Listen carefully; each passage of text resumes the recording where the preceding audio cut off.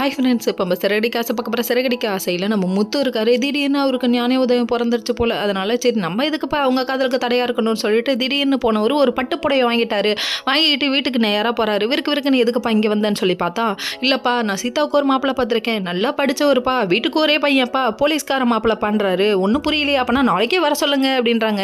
கடைசியில் யார் நான் எங்கே வர சொல்கிறது, சீதா தான் வர சொல்லணுன்றாங்க. பார்த்தா அருணுன்ட்டாங்க. பொசுக்குன்னு மனசை மாறிடியேப்பா, உச்ச கோபத்துலேயும் உன்ன மிஞ்சி கால் இல்லை, பாசத்துலேயும் உன்ன மிஞ்சி கால் இல்லைப்பா, இந்த அளவுக்கா இருக்க, உச்சத்தில் பாசத்து மலையை பொழியிறியேப்பா அப்படிங்கிற மாதிரி ஆயிடுச்சு. சரி பரவாயில்ல விடுங்க இப்படிலாம் பேச. அதுக்கப்புறம் சீதா ஒரு பக்கம், மாமா என்ன ஆசீர்வாதம் பண்ணுங்க, மாமா என்ன ஆசீர்வாதம் பண்ணுங்க, எங்கள் அப்பாவுக்கு அப்புறம் நீங்கள் தான் கொஞ்ச நாளைக்கு முன்னாடி எங்கள் அப்பா இருந்திருந்தா நல்லா இருக்கும்னு என்கிட்டயே பேசிவிட்டு இப்போ எங்கள் அப்பாவுக்கு அப்புறம் நீ தாங்கிற, நல்லா வருவாமா நீ, அது எப்படி பிடிச்சதை செஞ்சால் செல்ல பிள்ளைங்க, பிடிக்காத செய்யலாம், பிடிக்காததை செஞ்சால் வேண்டாம் வெறுப்பானவங்க அப்படி தானே. சரி பிடிங்க, இது நாட்டு நடப்பப்பா, இதை மாற்ற யாராலும் முடியாதப்பா அப்படிங்கிற மாதிரி ஆயிடுச்சு.